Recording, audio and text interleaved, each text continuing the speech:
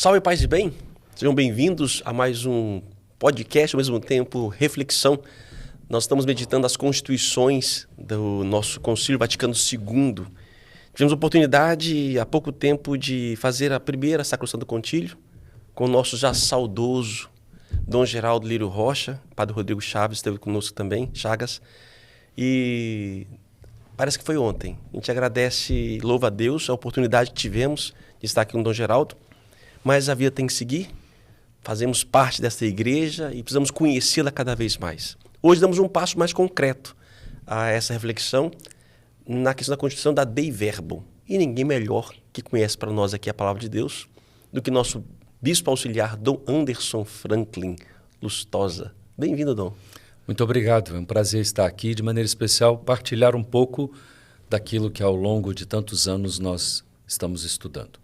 O Dom Geraldo mostrava para nós, no último encontro, que no Vaticano II, das Constituições, tivemos quatro, né? Quatro que são constituições. Ele falava a separação, o que é uma Constituição, daquilo que é um decreto. E são quatro, né? São quatro pilares que o Vaticano II traz para nós.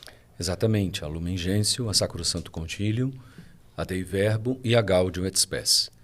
E é importante notar que o Concílio Vaticano II começa apresentando na sua primeira sessão um documento de reflexão sobre a revelação. Porém, como havia um conjunto de elementos e fatores que corroboravam para isso, ou seja, havia o interesse de colocar a Bíblia na mão do povo, havia o interesse de refletir como interpretar a Sagrada Escritura. Ao mesmo tempo, o universo bíblico avançava nas paróquias e comunidades e, de maneira muito especial, no mundo protestante. E, por isso, o concílio se viu interpelado, ou seja, questionado, para tratar de maneira especial a revelação. E, obviamente, toca a palavra de Deus. Por isso, na primeira sessão foi colocado um documento que depois seria a Dei Verbum. Mas como a discussão surgiu, os parâmetros não foram tão colocados em comum, muitos questionavam as coisas que estavam nesse documento, ele foi retirado da pauta e foi criada uma comissão para que, ao longo dos 3 anos do concílio, refletisse sobre a revelação divina. Como se dá, como a igreja entende o Primeiro e o Segundo Testamento, que nós costumamos chamar de Antigo e Novo, e aí sim, o Concílio Vaticano II acabou sendo muito marcado pela Dei Verbum. E é interessante que o Vaticano II é o 21º Concílio Ecumênico. Nós começamos em 325 com o de Nicéia, depois continua e terminamos em Vaticano II, 1962. Não se ouve na história dos concílios algo semelhante com isso, né, de trazer a reflexão da revelação. Isso, na verdade, o Concílio Vaticano I já tratava de alguns pontos que diziam respeito à revelação, mas nunca houve um debruçar-se tão profundo a ponto, primeiro respondendo aos apelos que existiam na própria igreja no tempo, ou seja, a Sagrada Escritura, a necessidade de colocar a Bíblia na mão das pessoas, a necessidade de refletir sobre o valor do Primeiro e do Segundo Testamento e ainda a forma de interpretá-la. A partir disso, a igreja se vê praticamente convidada a refletir sobre a revelação, algo que depois, por causa dessa retirada desse primeiro documento da primeira aula inaugural do concílio, e sendo ele quase como um fio condutor do concílio mesmo, acabou influenciando, por exemplo, a Lumen Gentium. Então, nesse caso, a Dei Verbum, sendo a última das grandes constituições a serem promulgadas, acaba se tornando uma fonte para todo o concílio, o que para nós é extremamente interessante, já que nós estamos falando não de uma Constituição que fala da palavra de Deus, mas, obviamente, toca a palavra de Deus. O que é Dei Verbum, Dom? Palavra de Deus. Palavra de Deus. Ou seja, o verbo de Deus, a palavra de Deus. Então não é uma Constituição que fala da Bíblia. Isso é interessante. Podemos até pensar, e erroneamente, que a Dei Verbum trata da Bíblia. ela vai tratar da Bíblia. Tanto é que nós temos capítulos sobre o Primeiro e o Antigo Testamento, o Segundo Testamento, ou o Antigo, o Novo. Nós temos como interpretar a Sagrada Escritura, o valor da Palavra de Deus na mão das pessoas e na vida da igreja, tudo isso está lá. Porém, a Dei Verbum, ela vai além de só a Palavra de Deus. Trata do desejo amoroso de Deus de se revelar. O senhor falou aí, é a partir do Vaticano II que a Bíblia vem para a mão do povo? Isso é muito interessante, porque havia um grande temor na igreja durante muito tempo de que a palavra de Deus, mal interpretada, pudesse levar o cristão católico a incorrer em erros. E por isso havia, na verdade, não temor, mas uma preocupação. Por isso, as traduções para o vernáculo, ou seja, as línguas dos países, isso tudo vem não com o concílio, mas o concílio deu um grande impulso a isso. Porque a revolução, se podemos dizer essa palavra, né, protestante, no protestantismo, ele faz isso, né? Ele joga, entre aspas, ele coloca a palavra na mão do fiel. E a igreja tem essa preocupação de como o fiel, qual o conhecimento que o fiel vai ter para interpretar. Porque se nós pegamos a história, realmente a interpretação já foi... Muitas tintas de papel aí gastaram, né, de caneta para poder tentar fazer as pessoas interpretar da melhor maneira, que é uma arte difícil, né? Então, por isso que dentro da própria Dei Verbum coloca a responsabilidade dos bispos como aqueles que vão em suas dioceses e dentro da igreja interpretar a Sagrada Escritura, provocando os próprios bispos, e isso é um desdobramento da própria Dei Verbum e do Concílio Vaticano II, que tem ao longo de todos os anos, e chega em 1999, nós temos um texto da Pontifícia Comissão Bíblica, que é a interpretação da Bíblia na igreja. Ou seja, depois nós temos outros textos dos papas falando sobre a própria palavra de Deus. Então, nesse caso, a preocupação é que nós não fujamos do sentido literal, ou seja, aquilo que a palavra diz, mas saibamos reconhecer a palavra no seu contexto, a palavra onde foi escrita, quais os textos, de que modo o autor bíblico inspirado pelo Espírito Santo escreveu aquele determinado texto. Por isso, requer de nós instrumentos, e esses instrumentos são dados no estudo. Antes de nós entrarmos propriamente dito aqui, Dom, no texto, ajudar também a você que estuda a palavra de Deus, que prega a palavra de Deus nas comunidades, assim por diante, convidado pela igreja a refletir isso nos seus conselhos, assim por diante. Foi já uma graça a Bíblia na mão do povo, mas vemos muitos problemas também de interpretação por aí afora, né? Então, na verdade, Padre Anderson, a grande questão é que nós não podemos deixar de fazer alguns passos muito importantes. Ou seja, todo cristão católico que lê a palavra de Deus pede a luz do Espírito. Ou seja, é a graça do Espírito que nos ajuda a compreender os mistérios revelados na Sagrada Escritura. Segunda coisa, nós devemos fugir de uma leitura fundamentalista. Ou seja, a grande dificuldade que nós temos muitas vezes de interpretação da Sagrada Escritura é o fato de que, ao interpretá-la de forma fundamentalista, ao pé da letra, que se fala. Ao pé da letra, nós incorremos em sérios erros. Por isso, a multiplicação de grupos de estudo bíblico, a multiplicação de escolas de teologia, como nós já tivemos muitas na nossa arquidiocese, pessoas que fazem formação no nosso Instituto Interdiocesano, ou seja, espaços para a formação, que ofereça o quê? Eu costumo dizer o seguinte: o que a gente faz no estudo bíblico? Eu tenho um molho de chaves. Esse molho de chaves, ele abre portas. O estudo da Sagrada Escritura é exatamente isso.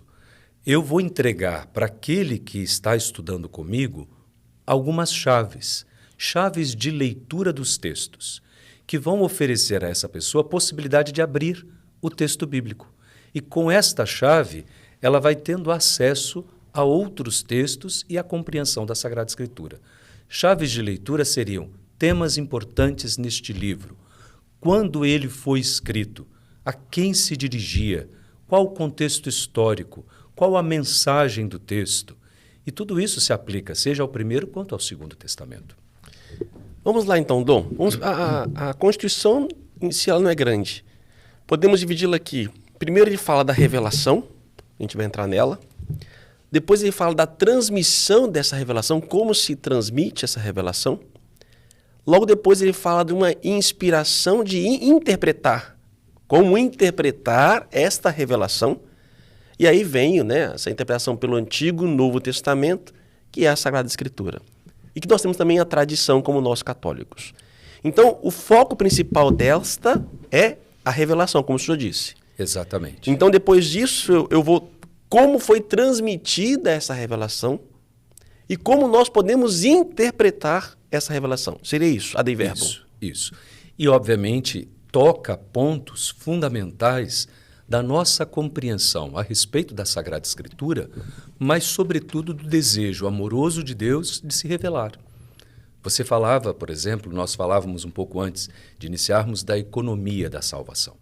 Ou seja, Deus, de muitos modos e maneiras, se revelou ao seu povo. E essa revelação se dá desde a obra da criação, a obra do resgate do povo após o pecado dos nossos primeiros pais, e como, ao longo da história do povo de Israel, descrita e narrada no Primeiro Testamento, no Antigo, como nós chamamos, até a revelação máxima em Jesus Cristo, que opera a salvação.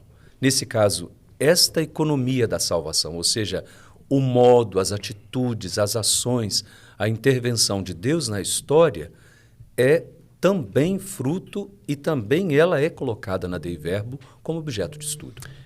Deus criou tudo. E aqui o documento diz que aprouve Deus, como o senhor falou, se revelar, se mostrar. Aprouve é o mesmo que satisfez, comprouve, agradou, deleitou, deliciou. Ou talvez Deus quis. É uma linguagem humana. Nossa linguagem é sempre humana. Então Deus quis se revelar ao homem. Uma coisa que chama atenção aqui, Dom, olha que bonito. Mediante a qual os homens, por meio de Cristo, Verbo encarnado, têm acesso ao Espírito Santo, ao Pai, e se tornam participantes da natureza divina. Deus criou tudo, quis se revelar ao homem, com o projeto da economia que o senhor falou aí, para que o homem participasse da natureza divina. Isso, nós conseguimos ver isso de maneira muito especial no capítulo 1 da Carta aos Efésios e também no prólogo do Quarto Evangelho. O prólogo do Quarto Evangelho, que é a introdução do Evangelho de João. No capítulo 1, no versículo 1 e 2, no 14 e no 18, nós temos exatamente esse movimento, ou seja, como que Deus desejou se revelar, tendo criado todas as coisas, tendo revelado a sua face aos homens. E isso é interessante porque recentemente nós estávamos lendo o texto de Moisés que falava com Deus como alguém que fala como um amigo. Uhum. Porém, de modo pleno e perfeito, Deus se revela em Cristo. O versículo 1 do prólogo fala... no princípio era Deus, era o Verbo estava junto de Deus e o Verbo era Deus. No versículo 14, e o Verbo se fez carne e habitou entre nós. E no versículo 18, é isso que você disse. Fala, e aquele que está voltando para o seio do Pai nos deu a conhecer o Pai. Então, nesse caso, a revelação divina tem em Cristo a sua máxima expressão, a perfeita expressão. Jesus disse aos discípulos e a Filipe de maneira especial, quem me vê, vê o Pai. E por isso, unidos a Ele, como revelador do Pai, nós participamos da natureza divina. Inclusive, porque todo aquele que o acolhe como revelador do Pai, se torna, pelo próprio texto, filho e filha de Deus. Então, nesse caso, a revelação é o desejo amoroso de Deus de se fazer presente na história da humanidade. E o faz de maneira especial por seu filho. Então essa revelação inicia com Adão e Eva ou com Abraão? Como é que é o início dessa revelação? Na verdade, toda a revelação de Deus se dá na criação. Deus que cria e ao criar ele se manifesta de forma amorosa. É claro, nós não estamos hoje aqui para tratar dos gêneros literários do Gênesis, porém é importante percebermos que o homem e a mulher foram colocados, o primeiro homem e a primeira mulher colocados no paraíso para viver em comunhão profunda com Deus. Ou seja, quer imagem maior de comunhão de Deus que desce para dialogar com o homem face a face. E por isso, a Moisés, ele se revelou aos profetas e, na plenitude dos tempos, usando uma linguagem bíblica, ele se revela por meio de seu Filho. Você inicia a pergunta dizendo sobre esse aprouve, esse desejo misterioso de Deus. Papa Francisco usa a palavra primeirar, ou seja, esse verbo. É de Deus o primeiro passo. É Ele que se coloca e é Ele que se revela. E por isso a revelação é do seu amor, fruto do seu amor, para que nós, seus filhos e filhas, dialoguemos com Ele por meio do seu Filho. Então o documento começa a falar desse Deus que vem ao encontro, começa então, no devido tempo, chama Abraão, e até chegar à figura de Jesus Cristo. Então, de Abraão a Jesus Cristo, temos um tempo cronológico muito grande. Deus, para nós, é até longo, né, Dom? Na verdade, é interessante notar que a aliança celebrada com Abraão, ela nunca foi rompida, mesmo com o pecado da humanidade. Ela sempre foi reproposta e o foi por meio dos profetas. Ou seja, os profetas foram aqueles que recuperavam no povo o sentido mais profundo desta aliança. Por isso, quando nós temos, por exemplo, nós vamos celebrar a Transfiguração, nós temos Moisés e Elias, ou seja, simbolizam os dois toda a lei e os profetas que estão no coração do Primeiro Testamento, recuperando a cada vez e a cada momento histórico a aliança de Deus com o seu povo. E tudo isso está em Cristo. Para nós, quando você fala, chega até Jesus, ou seja, a celebração da grande aliança e eterna aliança feita no seu sangue derramado na cruz, todos nós nos tornamos participantes do reino, acolhidos por meio dos braços do Filho no coração do Pai. E o documento insiste, tanto no início como agora no número 6, no número 2, número 6, que ele fala que Deus quis manifestar-se aos homens para salvá-los, para fazer participar dos bens, mais uma vez dizendo esse termo, né? Esse verbo, para que nós possamos participar. Na patrística a gente fala da divinização do homem. O que é isso, Dom? O que é participar? O que o ser humano tem e para nós cristãos precisa passar, desculpa entrar pela teologia aí, passa pelo batismo, qualquer pessoa participa dessa divinização? Na verdade, no Natal nós celebramos algo muito interessante. E até na oração da coleta existe isso. Há uma troca de dons. Ou seja, nós recebemos a divindade e nós oferecemos a humanidade. E por isso, nesse caso, quando você fala dessa participação, a carta de São Paulo aos Filipenses, no capítulo 2, ela fala exatamente disso. Foi do desejo de Deus enviar o seu Filho. E foi uma escolha dele abraçar a humanidade. E ao fazê-lo, ele desce aos calabouços da humanidade para resgatar o homem marcado pelo pecado, a fim de que, unidos a eles, a Cristo, nós participemos da glória. E por isso é claro, por exemplo, uma participação pelo batismo. Somos inseridos na vida divina. E participantes desta igreja peregrina, nos compreendemos como corpo de Cristo. Essa participação nos bens que você fala eternos é um constante aprofundamento na comunhão com Deus, que nos é oferecido gratuitamente. Quando termina essa revelação, Dom? Já terminou? Tem mais para revelar? Na verdade, do que diz respeito à Sagrada Escritura, os textos foram concluídos, o cânon, ou seja, tudo aquilo que nós temos aqui na Bíblia é tido como palavra de Deus escrita e inspirada pelo Espírito. A revelação, ela continua o curso, por quê? Porque cada vez que eu e você nos deparamos com a Sagrada Escritura, nos deparamos com a Bíblia, um texto bíblico, a força do Espírito em nós suscita, ou seja, faz nascer um desejo de nos colocarmos ainda mais diante de Deus. Então, não é que a revelação continua, já foi concluída, mas nós que vamos gradativamente participando e acolhendo a mesma. Pensemos, por exemplo, nos discípulos de Emaús. Os discípulos de Emaús, depois que acolhem a palavra de Jesus no caminho, sentam-se com ele e repartem o pão, de corações fechados e olhos obscurecidos, os corações ardiam. Ou seja, aquilo que foi colocado diante deles pela força do Espírito, que é a palavra de Jesus, lhes acendeu o coração. Ou seja, então, nada pode ser escrito novo. Tudo que você tinha que escrever já foi escrito, falado. Exatamente. É a revelação pela palavra de Deus. Mas eu posso, inspirado por essa palavra, aplicá-la. Não é isso? Seria essa continuação da revelação no meu dia. Na verdade, a palavra lida, interpretada à luz do Espírito dentro de uma comunidade eclesial, ou seja, segundo a orientação da igreja, ela nos ajuda a compreender para onde devemos ir. Ela aponta o caminho para a revelação do amor de Deus. Ela aponta o caminho para a construção do reino. Então, nesse caso, gradativamente, nós caminhamos na direção daquilo que Deus já revelou. Ou seja, acolhemos aquilo que Ele mesmo já propôs. Então vamos dar um passo à frente. Revelação é isto. Deus quis se revelar com um plano de salvação, desde Abraão, que se mostrou pelos profetas, até na plenitude dos tempos, chegar a Jesus Cristo. Esta é a revelação de Deus, que envia o Espírito Santo.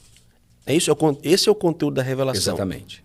E agora o documento passa por uma segunda parte, que é a transmissão da revelação. Como nós somos chamados a transmitir esta, que é o mandado de Jesus para os apóstolos. Exatamente. Na verdade, no capítulo 28 de Mateus, no final, ele diz: "Ide fazeis discípulos todas as nações, batizando-as, em nome do Pai, do Filho e do Espírito Santo." Ou seja, foi confiado às testemunhas de Jesus a transmissão daquilo que receberam. E nesse caso, aí nós começamos até a falar sobre a escrita do Segundo Testamento ou do Novo Testamento, como nós conhecemos, e foi confiado à igreja com trazer no coração esta revelação divina e fazer com que ela fosse acolhida pelos homens. Então, nesse caso, nós dialogamos a Sagrada Escritura com a realidade na qual nós nos encontramos, a fim de que o homem deste tempo seja tocado pela força da palavra. Então diz que Jesus então enviou os apóstolos para anunciar o evangelho. Este mandato foi cumprido com fidelidade, quer pelos apóstolos, que na sua pregação oral, com os exemplos da vida e com as instituições por eles criadas. Aqui a gente começa a surgir uma questão que nos diferencia um pouco do catolicismo do protestantismo, que é a questão da tradição. Aqui os apóstolos vão transmitindo essa palavra. E que a igreja recebe, ele coloca aqui para nós aqui, ó, para que o evangelho se conservasse perenemente íntegro e vivo na igreja, os apóstolos deixaram como seus sucessores os bispos. Sim. Então, seja, compete à igreja de transmitir. E aí vem pela tradição escrita e a tradição oral. E há uma diferença um pouco entre nós, católicos e protestantes. Na verdade, a tradição escrita e a tradição oral diz respeito ao texto bíblico. Ou seja, a tradição oral dos textos bíblicos é aquilo que existia antes da tradição escrita, do texto escrito. Todos os textos do Primeiro Testamento, mesmo os do Segundo, salvo os profetas, que foram profetas escritores, mas o texto primeiro é acolhido numa comunidade e essa tradição oral ela é mantida até que esse texto se torna um texto escrito. Mas voltando à questão anterior, quando nós falamos sobre a tradição da igreja e a Sagrada Escritura, ou a Bíblia, como nós compreendemos, é importante notar que há sim uma diferença, muitas vezes até citada, entre a Igreja Católica, que tem também a tradição, e os protestantes que não a têm. Eles não têm a tradição católica, mas todos nós temos uma tradição de base. Por quê? Se esse texto bíblico que você tem, que nós temos aqui diante de nós, a palavra de Deus que nós temos com os livros que nós acolhemos como canônicos, ou seja, inspirados, já há uma tradição aqui. Os textos do Primeiro Testamento estão na nossa Bíblia católica porque eles eram lidos nas comunidades dos primeiros cristãos. Toda vez que aparece lá no Evangelho, Sagrada Escritura, ou segundo as Escrituras, ou nas cartas de Paulo, segundo as Escrituras, essas Escrituras são o Primeiro Testamento. Ou seja, que era lido dentro das nossas comunidades cristãs e, por isso, assimilado. O Segundo Testamento ele nasce exatamente da mesma forma. Na carta de Pedro, as cartas de Paulo já são mencionadas. Então você imagina que, ainda no final do primeiro século, as cartas de Paulo, dirigidas a algumas comunidades, já eram lidas. Isso é tradição. Ou seja, a tradição de ler e reconhecer estes textos como inspirados. Por isso, a própria palavra de Deus, a Bíblia que cada um de nós tem em casa, ela é fruto também da tradição. A tradição da leitura e do reconhecimento da inspiração divina destes textos sagrados. E esse vínculo dos bispos com os apóstolos? Claro, na verdade, o Papa, por excelência, é sucessor de Pedro e os bispos são sucessores dos apóstolos. A nossa comunhão entre nós, como parte do colégio apostólico, diz respeito a essa comunhão da Igreja, que hoje, guiada por Pedro, que no caso é Papa Francisco. Todos os bispos participam desta comunhão e, participando desta comunhão, assumem a mesma missão que os apóstolos assumiram e foram capazes, pela força do Espírito, de cumprir. Voltando aqui, fala o texto aqui no capítulo número 8, né? Esta tradição que se origina dos apóstolos progride na igreja sob a assistência do Espírito Santo. Com efeito, cresce o conhecimento tanto das coisas como das palavras que constitui parte da tradição. Então, essa tradição que é de continuar a passar a palavra. E não só. Ou seja, nós temos... Por isso que é importante notar que são o mesmo tesouro, a mesma fonte, tanto a tradição da Igreja quanto a Sagrada Escritura. Por quê? Primeiro, porque a própria Bíblia já é composta pela tradição de acolhida destes textos. Então, nesse caso, cada texto lido nas primeiras comunidades até a conclusão deste livro que nós temos hoje como a Bíblia, isso contribui para nós, o texto chegou porque sempre foi lido e reconhecido como texto inspirado. A tradição de ensinar, de interpretar a Sagrada Escritura, de transmitir os valores do Evangelho, a tradição da Igreja que vai, ao longo dos séculos, sendo enriquecida pelo confronto e pela leitura da palavra e pelo diálogo com o tempo no qual nós nos encontramos. E por isso, nesse caso, nós não podemos falar de dificuldades entre tradição e Sagrada Escritura, porque todas as duas colaboram para que Deus se revele, e se revela por meio da missão confiada à Igreja. Em cima do que você está dizendo, esta mesma tradição mostra à Igreja quais são exatamente todos os livros sagrados, o cânone da Bíblia. Agora, Dom, existe aí o cânone. Nós, católicos, temos 73 livros. E esse cânone vem formado pela tradição da Igreja. Isso. Que a Bíblia protestante tem 7 livros a menos. Como é que foi isso? Como é que surgiu isso? Por que mais? Por que menos? E como dizer quem aí realmente é inspirado ou não nos livros? Sim. Quando, na Reforma Protestante, Lutero opta por voltar aos textos do Primeiro Testamento ou Antigo Testamento escritos em hebraico. E aí ele encontra uma dificuldade e faz uma escolha. Todos os textos que não foram escritos ou que não se encontravam escritos em hebraico à época, eles foram colocados de lado. O livro de Eclesiástico, por exemplo.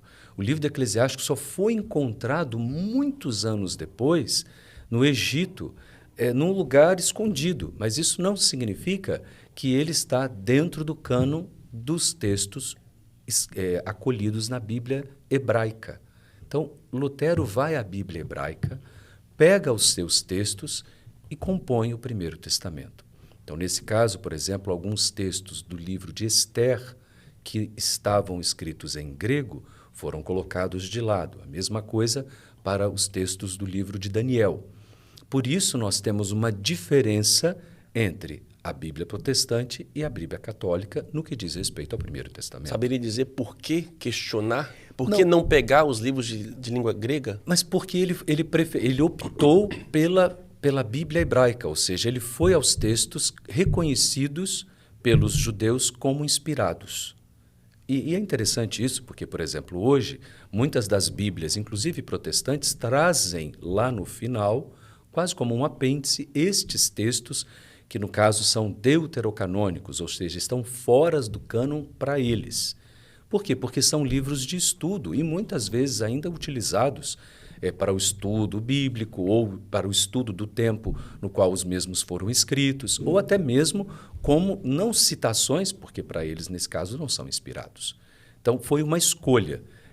Por isso, a diferenciação. E a diferenciação também existe depois na questão dos salmos, por exemplo. Há 2 números para os salmos. Então, nesse caso, o Salmo 22, que é o Salmo do Bom Pastor, que nós todos conhecemos, para eles é o Salmo 23. Essa numeração diferente também é uma escolha, inclusive porque nós, no que diz respeito aos salmos, o primeiro contato com os salmos nós temos na liturgia. O primeiro contato não é nem dentro da Sagrada Escritura, nós temos o salmo dentro da nossa liturgia. Todas as missas dominicais ou semanais nós temos os salmos. E a opção dos números 22 e outros números diferentes dos números da Bíblia hebraica diz respeito à tradução latina e grega. E por isso há uma diferenciação entre os números, e muitas Bíblias trazem até os números entre parênteses para dizer a qual salmo se referem. Voltando ao cânon, Dom, número. Então, Lutero volta para os livros somente escritos em hebraico. Isso. Não escrito em grego. Isso. Por que ele escreve em grego e não mais em hebraico? Isso aí é uma outra questão histórica. Por exemplo, o livro do Eclesiástico, por exemplo. O livro do Eclesiástico ele foi escrito em hebraico e foi traduzido para o grego. Essa fonte ou essa primeira escrita hebraica nunca foi achada. E por isso ele sempre foi encontrado na sua forma grega. O livro da sabedoria não foi escrito em hebraico, não há uma tradução do hebraico para o grego. E é óbvio que para os judeus o hebraico é a língua sagrada. E para reconhecer um texto como inspirado, necessariamente ele precisaria de estar escrito em hebraico. E, nesse caso, esses livros foram ficando fora do cânon hebraico. Eles escrevem em grego porque já não mais falam hebraico nessa época? Não só pela colonização dos gregos, do Império Grego? No caso específico do livro da sabedoria, por causa do helenismo, ou seja, esse avanço do helenismo, dessa cultura grega no mundo palestino. No caso do livro eclesiástico, ele foi sim escrito em hebraico. Ele é até uma tradução do neto do autor. O neto do autor traduz aquilo que o seu avô teria escrito para enriquecer, nesse caso aí sim, os judeus que estavam na diáspora, ou seja, viviam fora do mundo palestino, marcados pela cultura grega. Até 1500, então, não havia se questionado a canonicidade dos livros até então usados. Foi questionado por Lutero, a igreja, então, ela vai então definir o cânon. Sim. Que é no Concílio de Trento. Sim. Só o Concílio de Trento é o que vai definir para nós, enquanto concílio, os 73 livros. Claro que os 73 livros já vinham. Sim, já vinham. Sim, alguns com poucos questionamentos. Mas ao longo dos séculos, mesmo antes, por exemplo, até para o próprio judaísmo, alguns livros foram questionados até por volta do ano 90, por exemplo, da era cristã.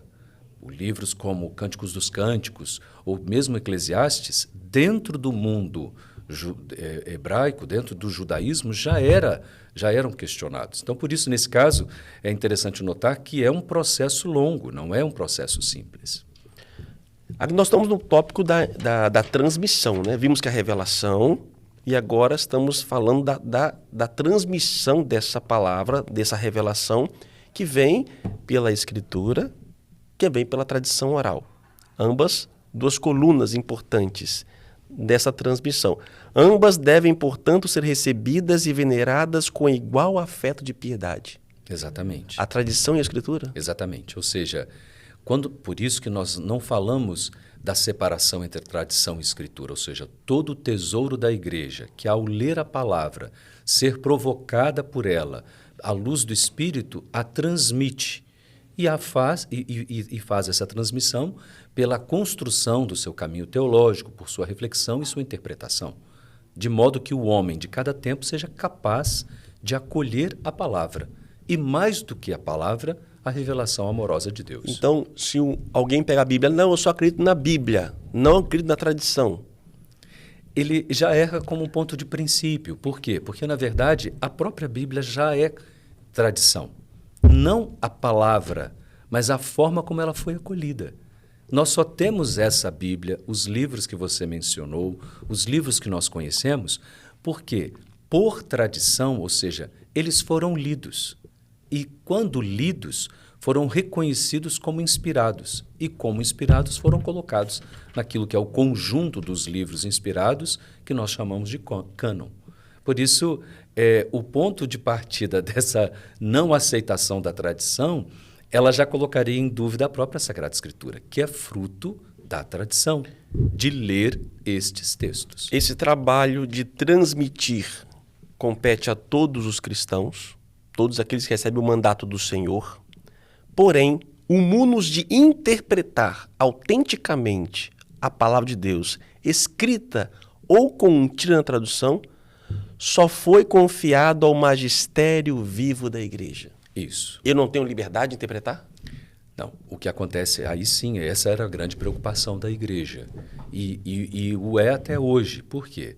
Porque quando nós falamos da interpretação da Sagrada Escritura, isso significa que nós precisamos não só estudar a Sagrada Escritura, ler a Bíblia em si, nós precisamos de instrumentos que nos ajudem à interpretação.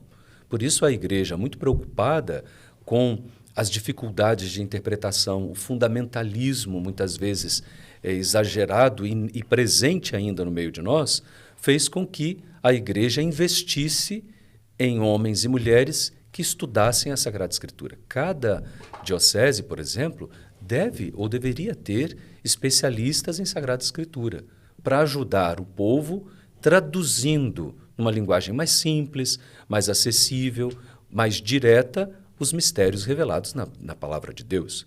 Por isso, quando fala do magistério da igreja, está falando de maneira especial dos bispos, e, junto com os bispos, está falando de todos aqueles e aquelas, nesse caso, porque nós temos excelentes biblistas, homens e mulheres, que, ao estudarem, ao se colocarem, se debruçarem para compreender não só os mistérios da Sagrada Escritura, mas como foi composta a exegese, ou seja, a leitura dos textos, o contexto no qual foram escritos, a mensagem que está presente nos textos, a compreensão dos temas teológicos, oferecer isso de forma mais simples ou mais própria para cada um cristão e cristã católicos. Dom, quem escreveu a Bíblia? São homens.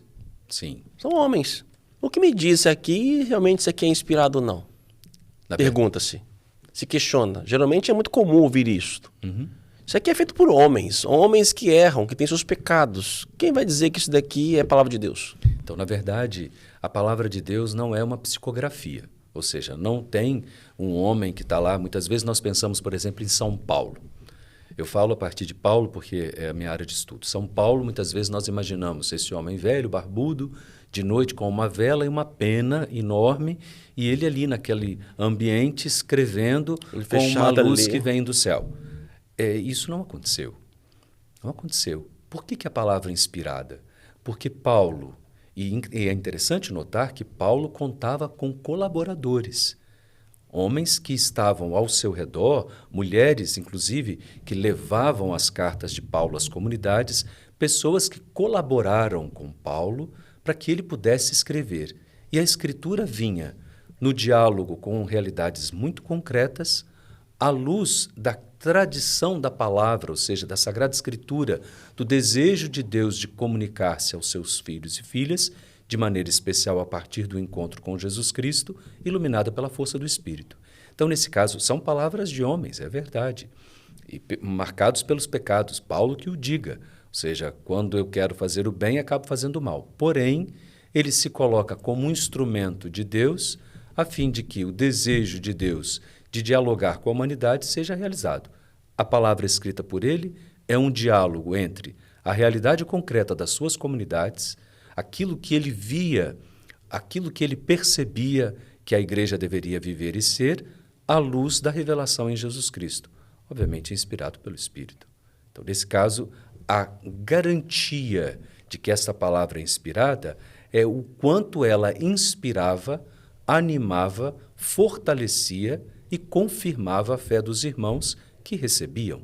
E, nesse caso, a escolha, tanto é que alguns livros até já compuseram a Sagrada Escritura e eles foram colocando, Isto que eu ia dizer agora para o senhor. Paralelamente a esses autores, outros também escreveram. Se eu estou de Paulo aí, tinha outros também, na época de Paulo, que também escreveram. O que fez os livros de Paulo entrar aqui e de outros não entrarem? O que fez, por exemplo, ser 4 evangelhos? O evangelho de Tomé, por exemplo, não está no cânon. É a tradição? A tradição de como foram lidos. Existem critérios, obviamente, teológicos, mesmo no primeiro século, para compor o cânon e fechar o cânon, primeiro e segundo séculos. Ou seja, quando eu digo aquele que chegou a nós, obviamente. Mas existem critérios teológicos, critérios bíblicos e a leitura e a assimilação destes textos, principalmente na celebração eucarística. Ou seja, a forma como eles eram lidos e a forma como eles eram não só lidos nestas comunidades para as quais eles eram destinados, mas enviados para outras. É muito interessante perceber, por exemplo, que em cartas de segunda geração paulina, o autor da carta, no caso, convidava a ler a carta da outra comunidade, como inspirada. E por isso, essa tradição de leitura confirma estes textos que nós temos e descarta lentamente, ao longo dos séculos, outros textos que acabaram ficando fora do cânon. É o que na teologia a gente chama de apócrifos, alguns. Exatamente, alguns sim. Que não são considerados inspirados. Mas até são lidos e estudados. E através de alguns desses, muitas outras informações que dizem respeito à nossa profissão de fé, não no núcleo da fé, mas das nossas tradições e de figuras importantes para a nossa, que compõem, por exemplo, a vida dos santos, ou muitas vezes ligados à Virgem Maria, questões da vida de São José, nós temos e trazemos dos livros apócrifos. Recapitulando, nós temos então a Dei Verbo, palavra de Deus, que fala da revelação desse Deus que se revela, que quis vir até nós. Essa revelação culmina-se em Jesus Cristo e Pentecostes, com a vinda do Espírito Santo. E que nos é enviado, somos enviados a transmitir esta palavra, que compete então a nós transmitirmos. E temos ali a igreja, através dos bispos, o magistério da igreja, que vai nos ajudar a transmitir bem esta revelação. Só que para transmitir essa revelação, trazendo para o nosso momento, temos também saber interpretar essa palavra. Que nós já falamos um pouco mais, o senhor iniciava, que o documento fala aqui de gêneros literários. Sim. Devemos saber interpretar. O magistério da igreja vem nos ajudar a dizer, isso aqui sim, isso aqui não. Ela vai nos dando, dizendo, olha, isso aqui realmente é inspirado, e ao mesmo tempo, olha, o que está dizendo aqui está fora da revelação. E aí vemos a forma de conhecer esses gêneros literários, que para o povo em geral é mais complicado, Dom. Na verdade, é até mais simples quando nós olhamos o cotidiano. Nós usamos expressões, cada um de nós usa expressões que muitas vezes fora de contexto elas não serão jamais compreendidas. Usamos expressões quando estamos cansados, usamos expressões quando estamos com sede, usamos expressões quando queremos ver alguém, que são expressões até interessantes e engraçadas, mas que elas fora de contexto, elas não falam nada. O gênero literário é uma forma de comunicar uma mensagem, uma forma de revelar a presença de Deus, uma forma de dizer de uma realidade específica que precisa ser compreendido. Caso contrário, nós não vamos ter condições de compreender o texto na sua profundidade. Trago uma imagem que recentemente, inclusive no Retiro, nós falamos. Nós falávamos sobre os ossos secos de Ezequiel. Ali é uma imagem, e a utilização, obviamente, de um gênero literário. Nós estamos diante de uma imagem muito forte que o profeta utiliza para falar da condição do povo num momento tão dramático da sua história, que era o exílio da Babilônia e a volta do exílio. Então, esse gênero literário, dessas imagens, mas aí nós temos, por exemplo, outros gêneros literários. O próprio Evangelho é um gênero literário. A carta é um gênero literário. A parábola é um gênero literário? A parábola é um gênero literário. Ou seja, nós temos imagens que são utilizadas que devem ser compreendidas dentro do contexto. Por isso, um diálogo muito simples e necessário existe o texto, que é o que nós conhecemos. Existe o contexto, ou seja, quando ele foi escrito, por quem, em que contexto, o que existia à época e a sua intenção de comunicar. E por isso, muitas vezes nós estamos diante de imagens, se nós não as compreendermos bem, nós perdemos inclusive o grande tesouro que é a mensagem que está ali comunicada, escondida dentro deste ou gênero literário, ou desta imagem, ou de um símbolo utilizado. Por exemplo, o livro do Apocalipse, por exemplo, é um livro que a maioria dos cristãos católicos foge. Por quê? Porque é um livro tão simbólico que, se nós não nos debruçarmos sobre os símbolos, nós não vamos compreendê-lo, teremos medo do texto e vamos fugir dele. Quando, na verdade, é um dos textos que apresenta a mais alta cristologia, ou seja, falando a respeito de Jesus Cristo dentro do Segundo Testamento, o Novo Testamento. O senhor falava, me lembrava aqui, ouvi no meu tempo de seminário, o senhor pode até concordar ou não, discordar se for, na época da nossa ditadura militar no Brasil, quando muitos artistas eram privados de expressar publicamente os pensamentos e assim por diante. E como na arte lembra aquela canção, Pai, afasta de mim este cálice, Pai. E que alguns teriam depois mostrado que o cálice não seria o cálice, no sentido do copo, né? Mas no sentido do calar a boca, né? O cálice. Que às vezes, muitas vezes, em momentos difíceis, não posso expressar publicamente, ou não só por ser difícil.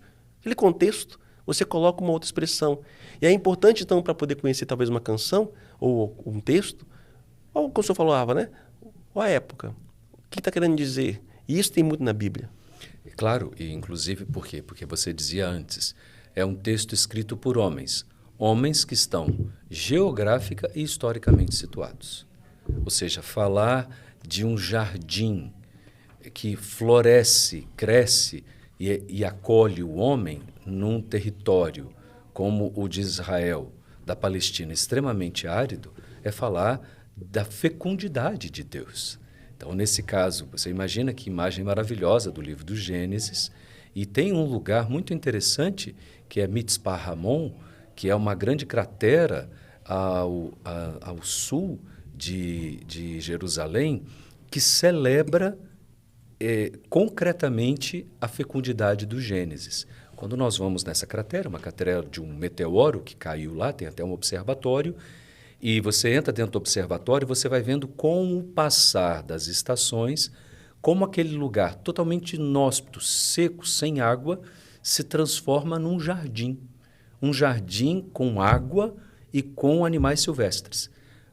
É praticamente impossível pensar que Mitzpah Ramon, que é essa grande cratera seca e daquela pedra, né, não é areia, o deserto de Israel não é areia, consegue, com a chuva, ter vida. Então, veja como que o diálogo do contexto no qual o autor se encontra, ou seja, a concreta realidade ao seu redor, o inspira para que ele possa criar e dizer que Deus é capaz de criar tudo do nada. Então, tudo isso diz respeito a esse diálogo geográfico, histórico, obviamente pessoal, e do própria tradição do povo de Israel, falando do Primeiro Testamento. Essa é a interpretação de gêneros literários. Temos que conhecer, então, a palavra de Deus, o autor, o contexto, e aqui ele fala do Antigo e do Novo Testamento. Dom, geralmente as pessoas começam a olhar e ler o Antigo. Nossa, muito diferente o Antigo do Novo. Parece que é um Deus diferente. A igreja fala da unidade do Antigo e do Novo, mas não parece ser a mesma coisa.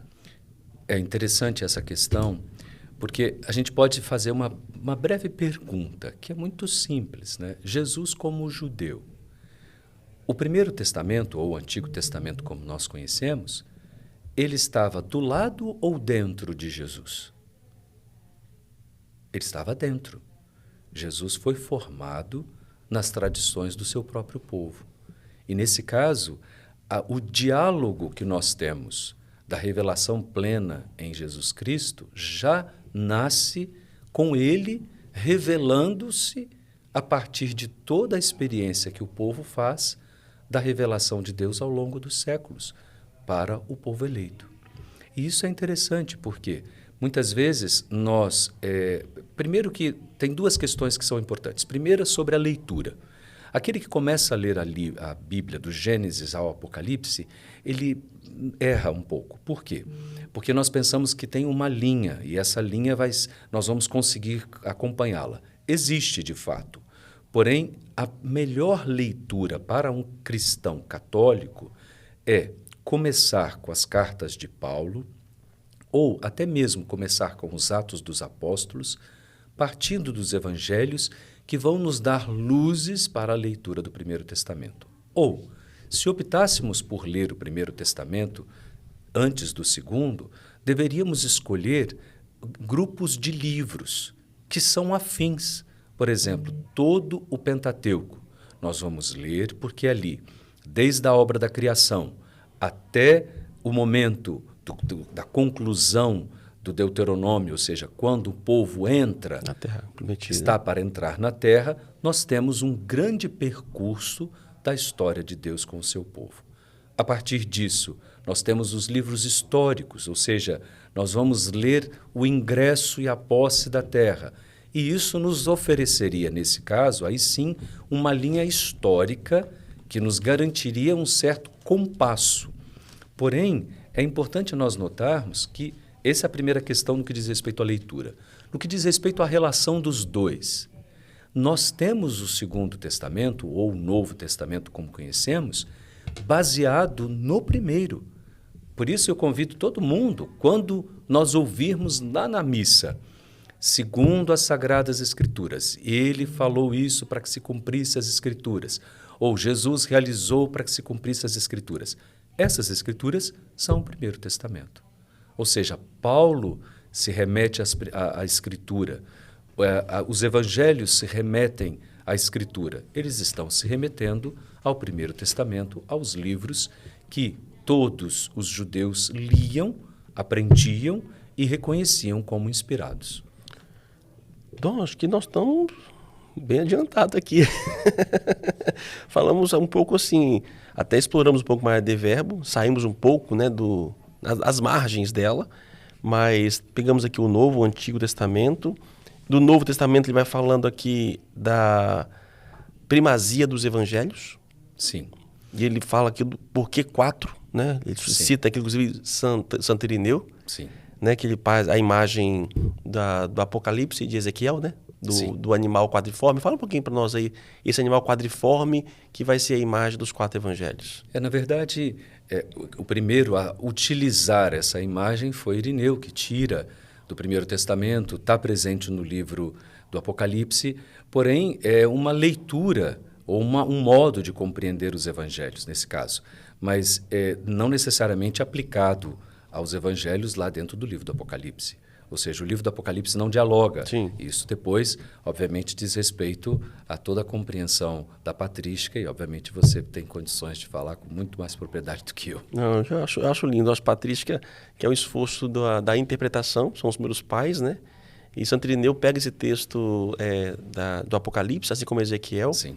que ele vê a imagem de um animal quadriforme, né? De Isso. 4 formas, né? E haviam outros evangelhos, ele usa como critério esta imagem para falar de 4 evangelhos e não mais do que 4 evangelhos. Ele corrobora essa imagem, a questão também dos 4 ventos, os 4 direções, norte, sul, leste, oeste, e por isso então ele fica em 4. E aí dos 4, esse animal de 4 formas, ele tem ali a face de anjo, a face de touro, a face de leão e a face de águia. Exatamente. E aí ele aplica então esses 4 animais aos 4 evangelhos pelo início de cada evangelho. Então, o evangelho de Lucas começa com sacrifício, então é o touro, Sim. e assim por diante. A tradição muda um pouco da interpretação de Irineu, né? Que aí nós temos na iconografia nossa, das nossas igrejas, né? Quando se vê lá o evangelho de Lucas, o touro, o evangelho de João, a águia, o verbo de se fez, né? Carne. O evangelho de Marcos, o leão, porque vive no deserto, e começa no João Batista, no deserto. E o evangelho de Mateus, que começa com a genealogia de Jesus Cristo, que é a imagem do homem. Daí Irineu vai colocar, então, que são esses 4 evangelhos e não mais outros evangelhos. Né? Essa justificativa, que é que ele cita aqui no documento. No documento, exatamente. O documento nosso aqui termina, Dom, falando sobre a Sagrada Escritura na vida da igreja. Façam traduções esmeradas e que os fiéis nas várias línguas. Aqui é como se fosse a igreja batendo então a chancela.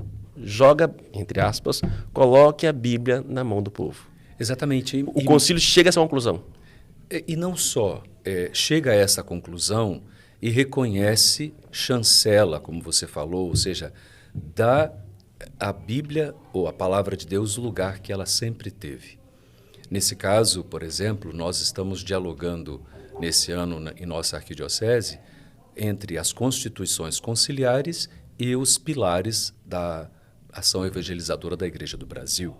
No nosso caso específico da Dei Verbum, nós estamos falando do pilar da palavra, que diz respeito à palavra de Deus nos círculos bíblicos, a palavra de Deus no estudo bíblico, a palavra de Deus na liturgia, a palavra de Deus nos grupos específicos que a estudam, a palavra de Deus na iniciação à vida cristã, ou seja, a força da palavra que deve não só formar discípulos missionários de Jesus Cristo, mas fazer com que compreendam-se como tal todos os cristãos e sejam, por isso, enviados em missão. Nesse caso, é muito importante nós notarmos que o Papa Francisco pede que as constituições conciliares sejam estudadas este ano. Por isso, nós estamos estudando as 4, ao longo do ano inteiro, em cada um desses livretos, né, que a Diocese produziu. Então, nós temos esses estudos para quê? Dialogando com as constituições conciliares, possamos nos preparar para celebrarmos o jubileu de 2025. Esse ano é dedicado a esse estudo. A CNBB pede que esse estudo seja acompanhado de um aprofundamento das 4 colunas ou pilares da ação evangelizadora e, obviamente, não teríamos como dialogar com a Dei Verbum sem falarmos da força da palavra de Deus e, como você fala, na mão das pessoas, a fim de que seja um instrumento de revelação divina, de aquecimento dos corações, como diz Dom Orlando Brandi, né? Bíblia na mão, pé na missão, ou seja, nós queremos, com a palavra de Deus, inspirados por ela, assumir a nossa missão como discípulos missionários de Jesus Cristo. Desconhecimento das Escrituras é desconhecimento de Cristo. Exatamente. Frase forte. Claro, porque, veja, por isso que eu disse que se nós queremos ler bem a palavra de Deus, deveríamos começar pelo Segundo Testamento ou o Novo Testamento, como conhecemos, porque ali nós temos a história, a revelação, as ações, as escolhas, as palavras de Jesus nos evangelhos que nos fazem nos compreender e compreender as próprias Escrituras, ou seja, todo o Primeiro Testamento, porque ele recolhe em si tudo e dá um significado pleno, sendo ele a revelação perfeita do Pai. Por isso, nesse caso, que desconhecer as Escrituras seria desconhecê-lo. Um cristão católico que não lê a Bíblia não amadureceu ainda na fé. A palavra de Deus é o alimento cotidiano e é importante, porque o próprio texto do conciliar fala que a Igreja sempre venerou a Sagrada Escritura como venerou o corpo do Senhor. Ou seja, há um reconhecimento da palavra de Deus como um alimento fundamental na vida do cristão. E o documento vai terminando dizendo que para uma boa leitura e meditação é necessário a oração. Sim. Eu tenho que orar. É fazer teologia de joelho, né, Dom? Na verdade, eu costumo dizer isso, né?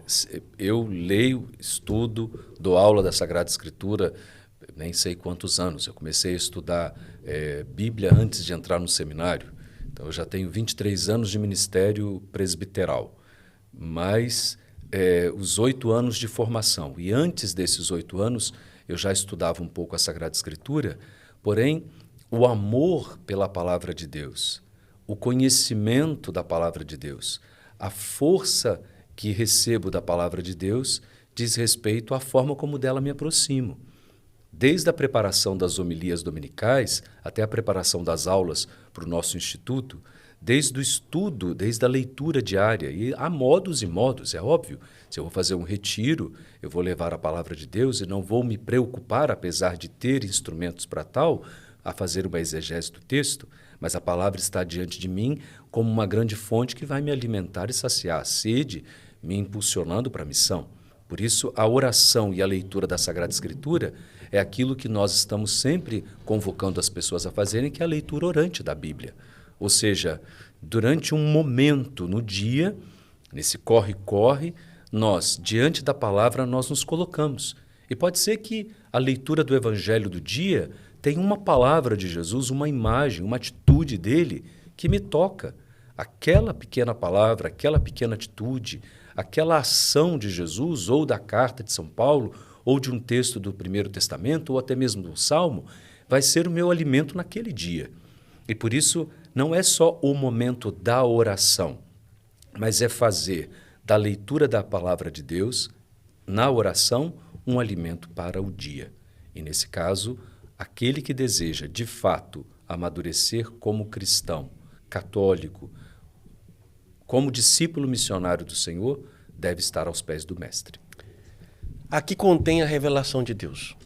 Aqui contém aquilo que Deus quis revelar-se aos seres humanos, para que os seres humanos pudessem participar da divindade, que chegou até nós pela tradição e de forma escrita, que lendo pela tradição da igreja, que chega até nós, podemos então conhecer a Deus. Conhecendo, eu amo, e amando, participo de sua divindade.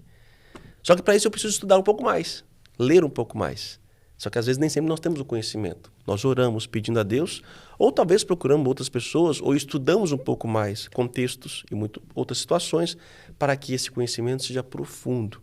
Porque eu posso passar desapercebido e não aprofundar a riqueza da palavra de Deus. E eu termino, Dom. Diante de tantas traduções de Bíblia que nós temos no mercado, qual a melhor? Nossa, aí você me aperta. Aí você me aperta. Existem traduções e traduções. Uma vez eu conversando com um vendedor de Bíblias, né, de uma grande casa editora, não vou mencionar qual, eu falava assim, mas qual é a Bíblia que mais vende? Ele falou, aquela que tem letra grande. Então, ou seja, as pessoas procuram o acesso mais direto, mais fácil à Sagrada Escritura. E mais barato. Também. Então, nesse caso, existem Bíblias. Eu poderia dizer isso não é um problema. Eu poderia dizer que existem Bíblias mais próprias para o estudo, isso é verdade, traduções mais próprias para o estudo, e existem outras Bíblias que são aquelas que nós vamos ter no dia a dia. E muitas vezes utilizá-las nos nossos círculos bíblicos, nós vamos utilizá-las nas nossas reuniões em família, nós vamos utilizá-las nas comunidades. Porém, é importante notar outra coisa. Aquele que procura uma Bíblia para o estudo, veja as notas de rodapé. Eu gosto. Maiores das notas de rodapé melhor é a tradução para o estudo. Então, nesse caso, sem escolher uma ou outra, eu dou essas dicas. Aqueles que querem acesso, peguem as Bíblias com as letras maiores, e aqueles que querem uma Bíblia para o estudo, procurem Bíblias que têm notas de rodapé mais consistentes. Eu gosto da Jerusalém. Eu gosto da Jerusalém. Pronto, eu falei a minha parte. E detalhe, as Bíblias de vocês também, quase todas, se não todas, não me falha a memória, tem introduções que falam sobre aquele livro, que você pode conhecer um pouco o contexto, né, Dom? Ou seja, antes do próprio livro, procura aí que vai ter, ou na coleção de um grupo de livros, falando, explicando o contexto histórico, a datação, o autor. Isso nos ajuda a mergulhar um pouquinho mais. Claro, e por isso eu insisto que todos os católicos que estão em pastorais, movimentos, ministérios, exercem algumas missões específicas, os nossos catequistas, as nossas catequistas, os animadores de círculo bíblico, ou seja, aqueles que presidem as celebrações da palavra nas comunidades, precisam ser bem formados.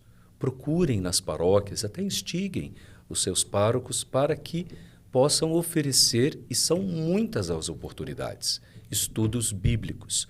Nós mesmos queremos, aqui nesse espaço onde nós estamos, no nosso SECATS, oferecer estudo bíblico de qualidade com os professores que nós temos, estudo teológico de qualidade, para que os nossos cristãos leigos e leigas sejam muito bem formados. Dom, muito obrigado. Eu que agradeço. Pela oportunidade de partilhar o seu conhecimento, sua sabedoria, formado também na área da Bíblia. Dá até vontade de conversar sobre Bíblia.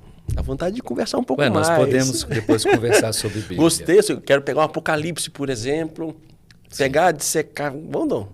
Vamos, aceita? Se Deus quiser. Muito obrigado. Dá-nos a bênção. O Senhor esteja convosco. Ele está no meio de nós. Que venha sobre todos nós, por intercessão de Nossa Senhora da Vitória, a bênção de Deus Todo-Poderoso, Pai, Filho, Espírito Santo.